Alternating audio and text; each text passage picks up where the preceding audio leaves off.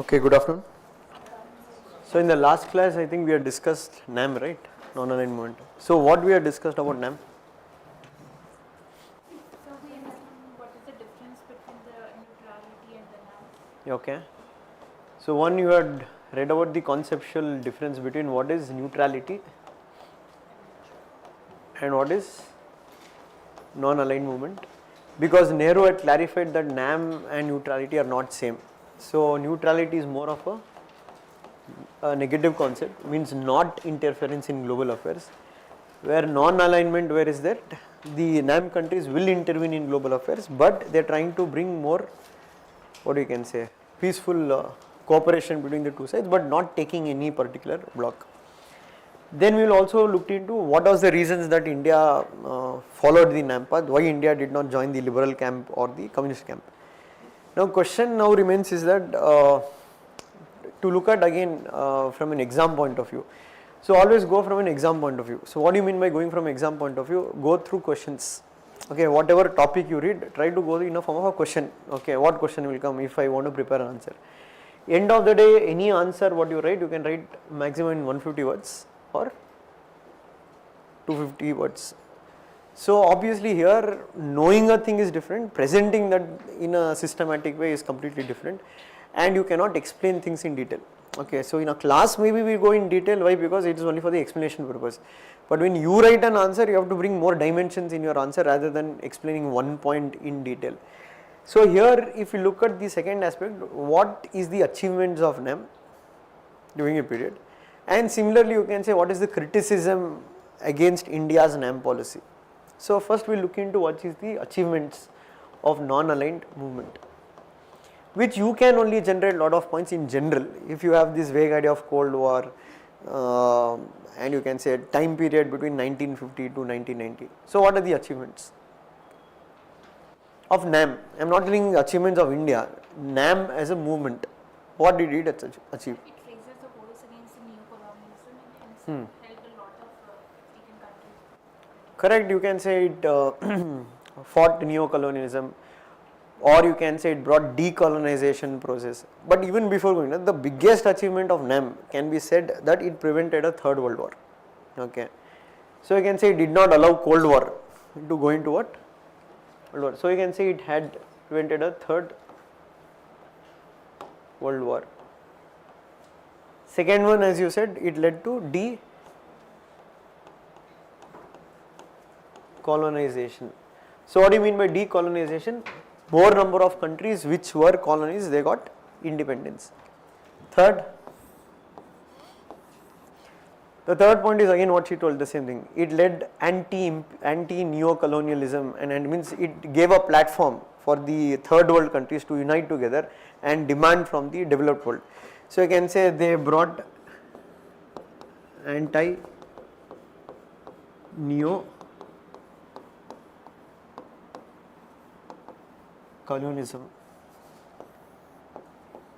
Fourth, they demanded for new international economic order. So this is can be seen as a both an achievement as well as a failure, because they proposed for NIEO but they were not able to achieve NIEO. So what do you mean by NIEO? New international economic order. New international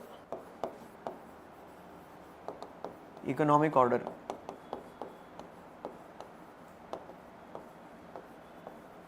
So that's why I told many times when you read, like for now when you write in mains it's fine, you can just write it above and the evaluator will understand.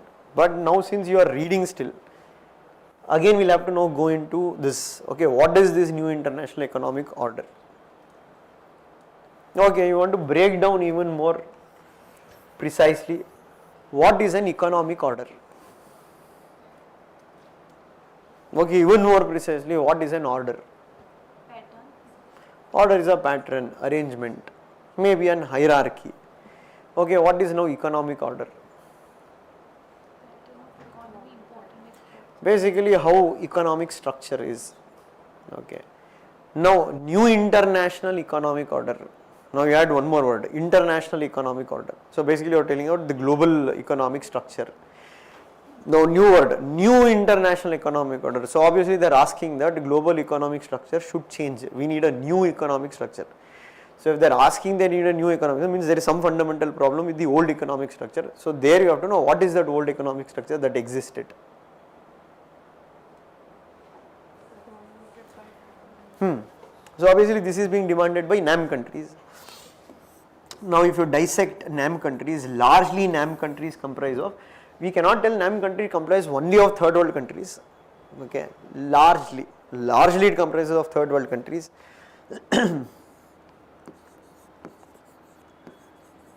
You know, right, first world, second world, third world. First world is what? The developed countries of the West. What is second world? The communist countries. What is the third world? The underdeveloped anything. So largely the third world countries are demanding for what? NIEO. So obviously if third world countries are demanding NIEO, obviously they are dissatisfied with the existing economic order. So question rises here, what was their existing economic at that time?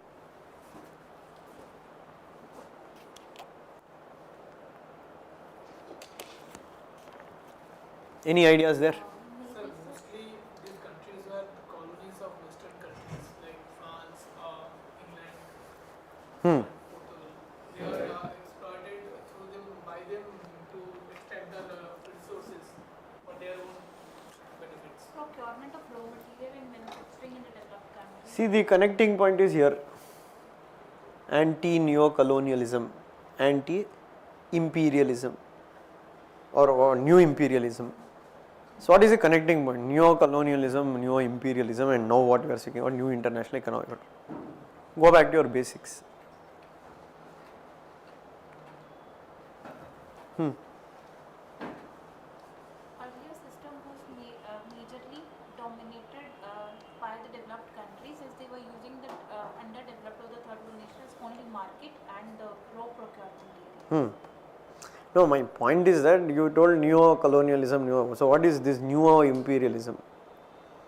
So before they were exploited by these countries directly as their colonies. Now they are dominating their political and economic affairs outside their own. How? Obviously through free trade mechanism or multinational companies.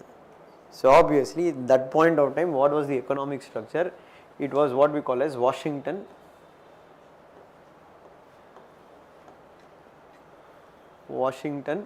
consensus. So again now one more concept, that's why I told, now when you read IR, you need to have basic knowledge on economics, geography or polity. Otherwise what will happen with IR is that it will more become story building. Okay, just note the story, what happened, etc. So what is Washington consensus? Consensus means what? An agreement. Okay, what is this Washington consensus? The IMF, the World Bank and the American Treasury, they all came to an agreement saying that what? From now on there will be a new economic model. So this term has been coined by a person called as John Williamson.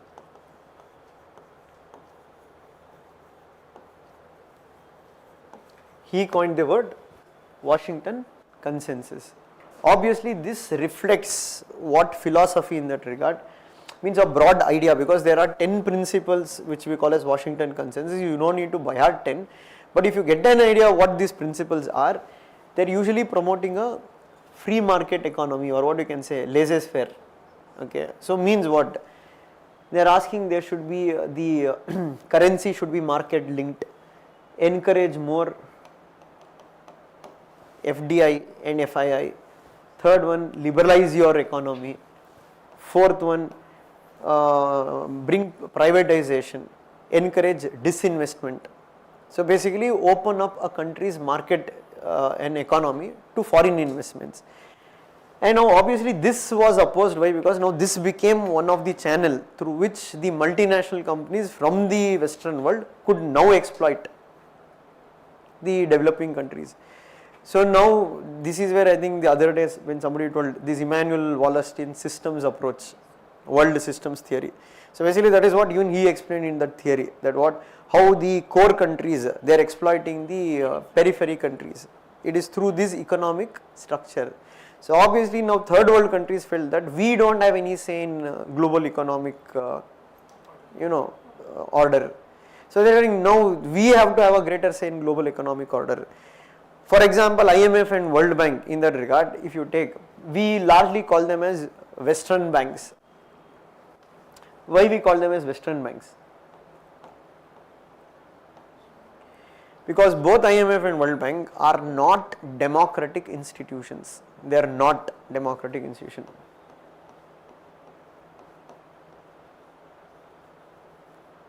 So why we say they are not democratic? Okay, IMF has been always headed by a European. World Bank has been always headed by an American. How? So because of the share that the countries possess.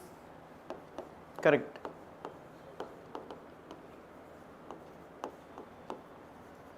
Based on the voting share, because here these institutions, they do not work on the principle of one country, one vote. They don't work on this principle. So here the voting is based on your economic strength or what is your contribution. So obviously America has almost 17% voting share or 16% voting share in IMF.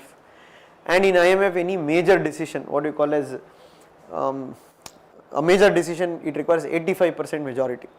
Meaning what? So basically America has a veto. So obviously that is why Americans and the Europeans are aligned in similar, where always America will back a European candidate, the Europeans will back an American candidate. And that is why you can say now these countries are demanding what? That we don't have any say. So basically the economic structure of the world is controlled by the global north.